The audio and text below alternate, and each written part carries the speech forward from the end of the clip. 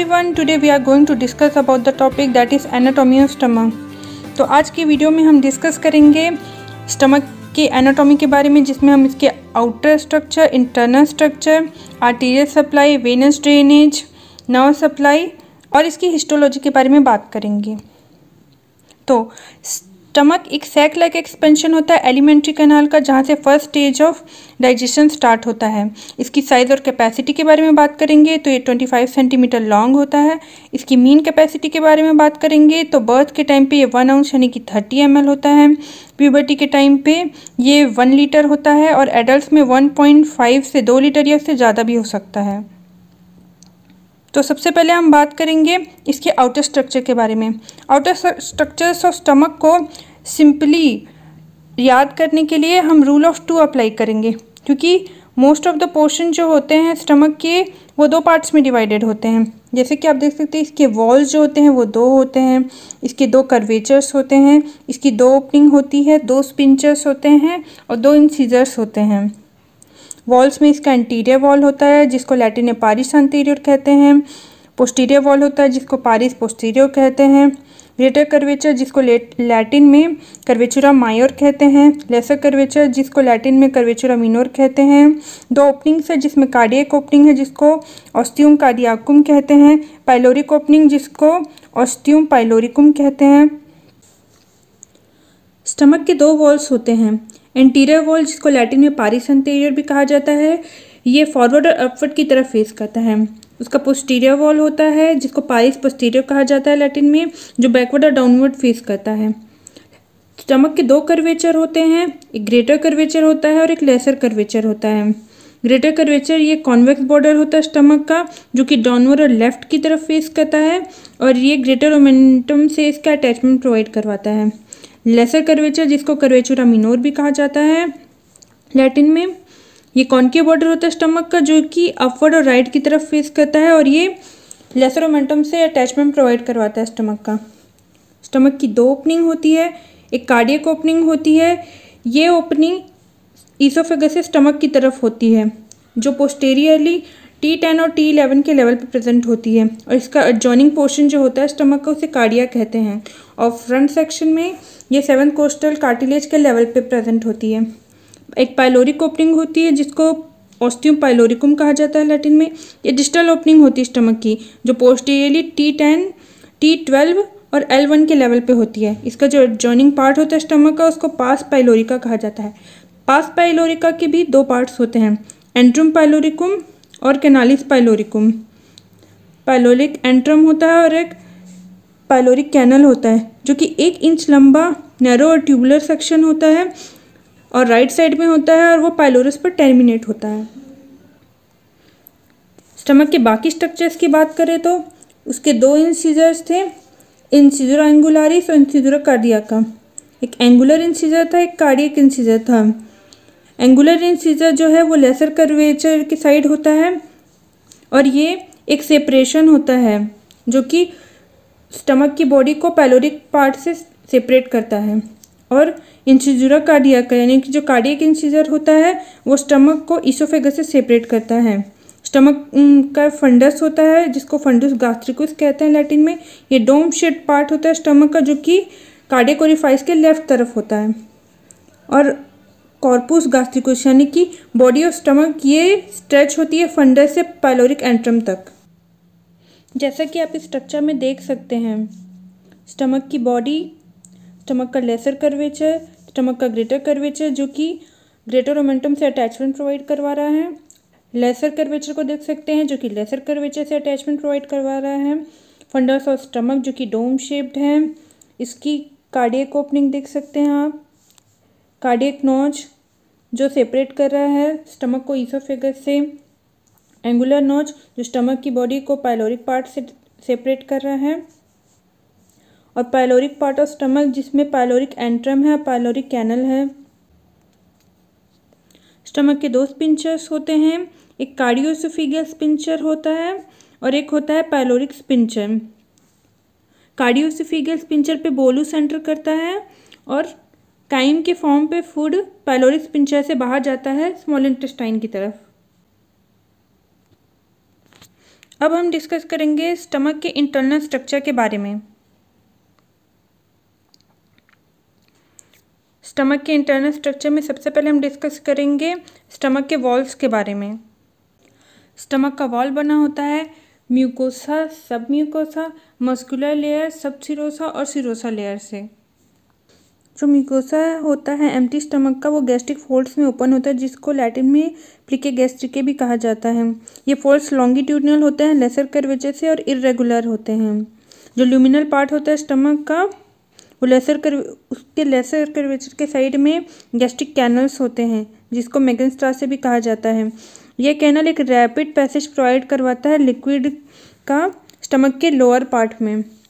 ये clinically important होता है क्योंकि इसकी वजह से लेसर कर्वेचर का साइड काफ़ी वल्नरेबल हो जाता है पेप्टिक अल्सर के लिए। म्यूकोसल सर्विस में बहुत सारे स्मॉल डिप्रेशन होते हैं जिनको गैस्ट्रिक पिट्स कहा जाता है और लैटिन में जिन्हें फोविए गैस्ट्रिके कहा जाता है।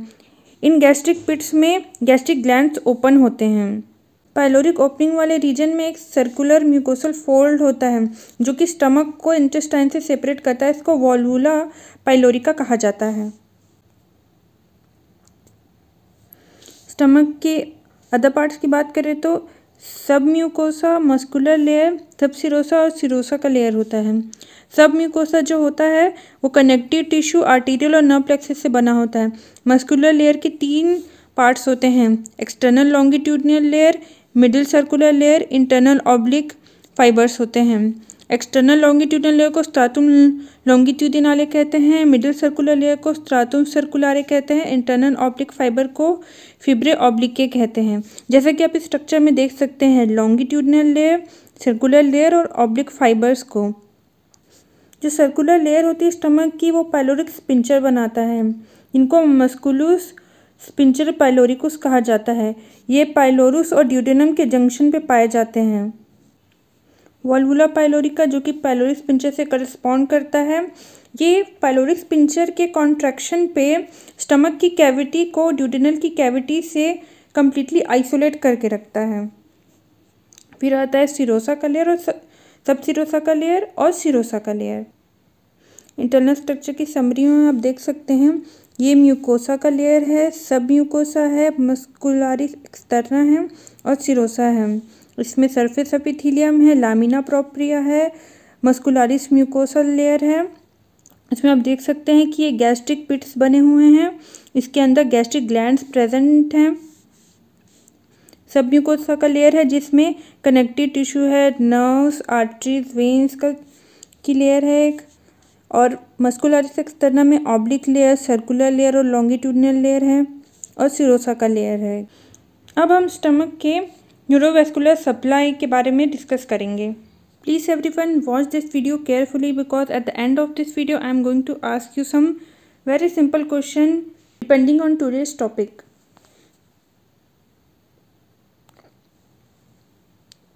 सबसे पहले हम बात करेंगे इसके आर्टीरियल सप्लाई के बारे में।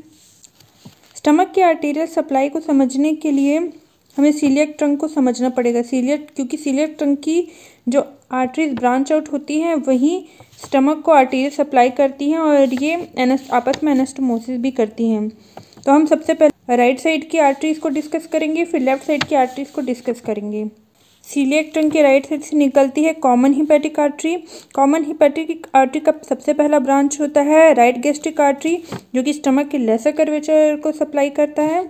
फिर वहाँ से निकलती है proper hepatic artery. Proper hepatic artery mainly ये लीवर को सप्लाई देता है। इसके 2 ब्रांचेस होते हैं, left hepatic artery, right hepatic artery.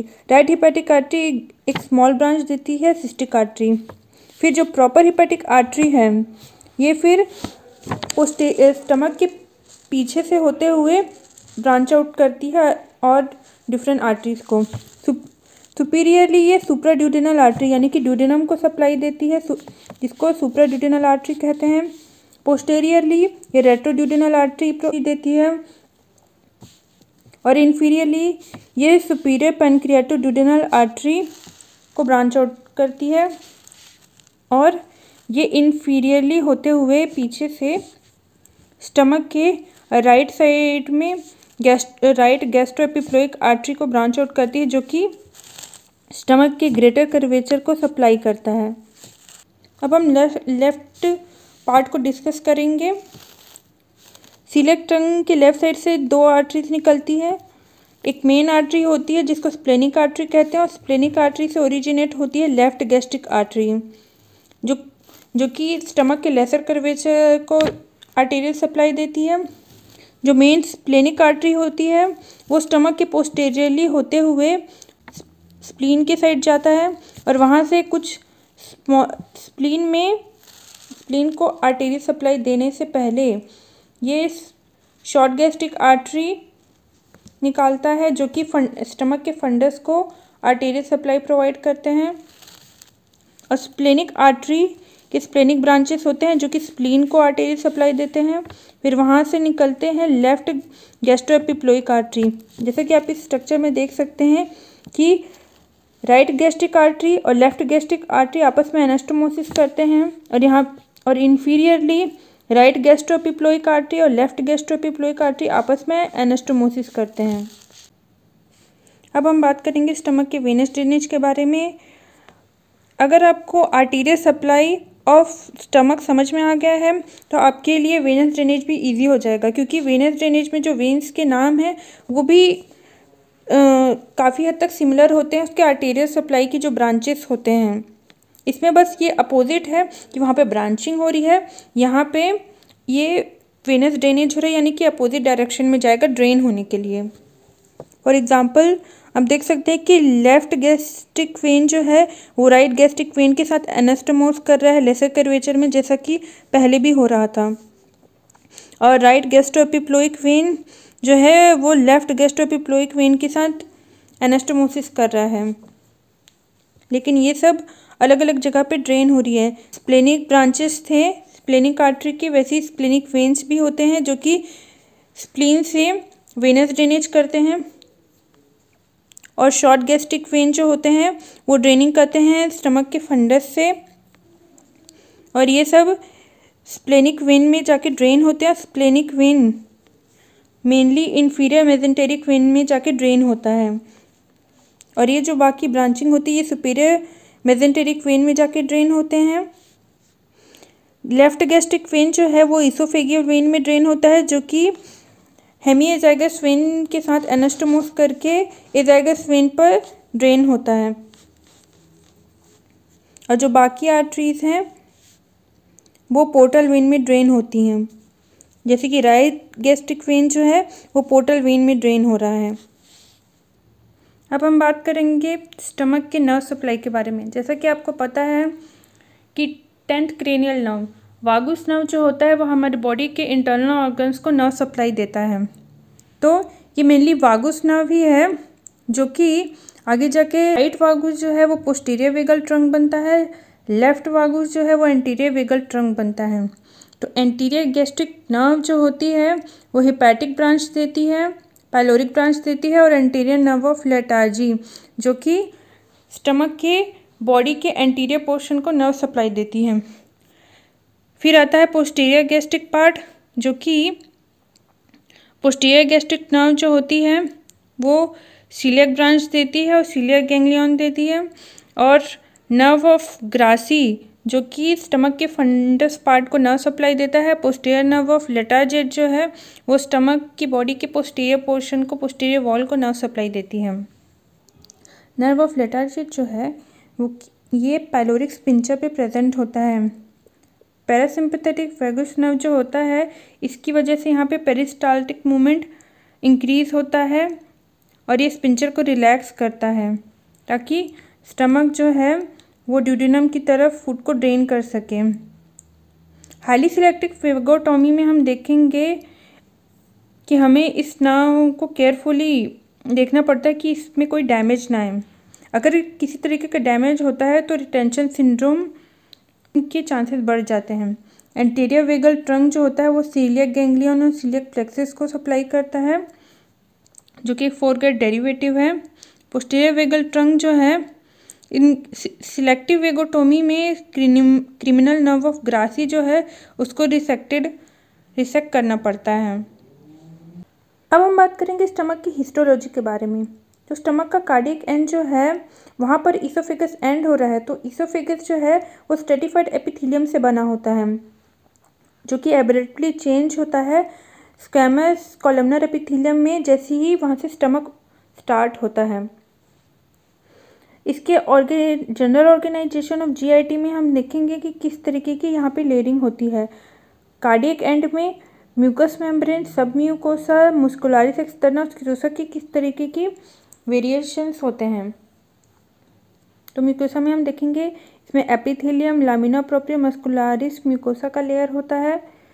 तो ये सिंपल कॉलमनर एपिथेलियम से बना होता है जिसमें स्मॉल ट्यूबुलर ग्लैंड्स होते हैं।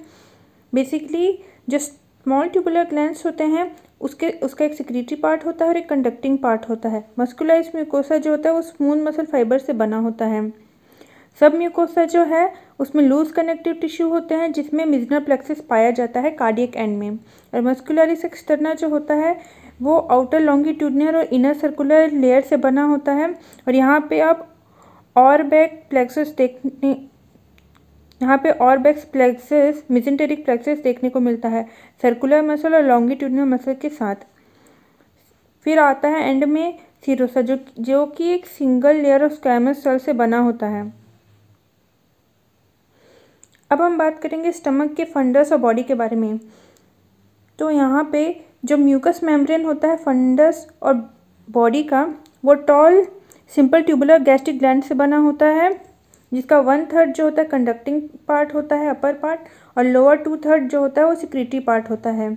इसमें यहाँ पे जो गैस्ट्रिक ग्लैंड्स होते हैं उसमें अलग अलग टाइप के सेल्स पाए जाते हैं जैसे कि जी फॉर जाइमोजेनिक सेल, ऑक्सिंटिक और पैराइटल सेल, म्यूकस नेक सेल। और मस्कुलारिस म्यूकोसा सब म्यूकोसा जो है वो बिल्कुल कार्डियक एंड की तरह सिमिलर होता है। और मस्कुलारिस एक्सटर्ना है, इसमें थोड़ी वेरिएशन होता है क्योंकि इसमें एक एडिशनल इनरमोस्ट ऑब्लिक मसल का लेयर आ जाता है। सीरोसा जो है वो कार्डियक एंड की तरह सेम रहता है। जैसे कि आप इस डायग्राम में देख सकते हैं यहाँ पे गैस्ट्रिक पिट्स है जिसके अंदर गैस्ट्रिक ग्लैंड्स हैं। और फंडस और स्टमक की फंडस और बॉडी में हमने कहा था कि इसमें म्यूकस सेल का लेयर, पैराइटल सेल का लेयर, चीफ सेल का लेयर होता है जैसे कि आप इस स्ट्रक्चर में देख सकते हैं। फिर जो पाइलोरिक पार्ट जो होता है उसके म्यूकस मेम्ब्रेन में पाइलोरिक ग्लैंड होते हैं जिसका म्यूकस सिक्रीटरी कंपोनेंट होता है 1/3 होता है, और अपर 2/3 जो होता है वो कंडक्टिंग पार्ट होता है। मस्कुलारिस म्यूकोसा जो है वो फाइबर्स के 2 लेयर से बना होता है। सब म्यूकोसा है जो कि कार्डियक एंड की तरह सिमिलर स्ट्रक्चर का रहता है। और मस्कुलारिस एक्सटर्ना है, इसमें थिक लेयर आती है सर्कुलर फाइबर्स की जो कि पाइलोरिक स्पिंचर बनाते हैं पाइलोरिक पार्ट में। और सीरोसा जो है वो बिल्कुल कार्डियक एंड की तरह सेम होता है। तो गाइस अब मैं आप सबसे इस टॉपिक से रिलेटेड कुछ सिंपल क्वेश्चन करना चाहूँगी, जैसे कि स्टमक का जो कार्डियक ओरिफाइस होता है वो कौन से कोस्टल कार्टिलेज के पीछे लाई करता है, left 5th, left 7th, left 8th या राइट 8th।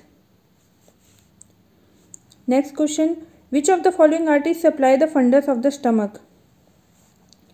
कौन सी आर्टरीज है जो स्टमक के फंडस को आर्टेरियल सप्लाई देती हैं, right gastric artery, splenic artery, short gastric artery या गैस्ट्रोड्यूटेनल आर्टरी। इन क्वेश्चन से रिलेटेड आंसर आप कमेंट बॉक्स में डाल सकते हैं। So, thank you so much guys for paying your attention, and if you have any doubts regarding this topic, please write in the comment box, and if you have got any benefit from this video, so please hit the like button and subscribe our channel.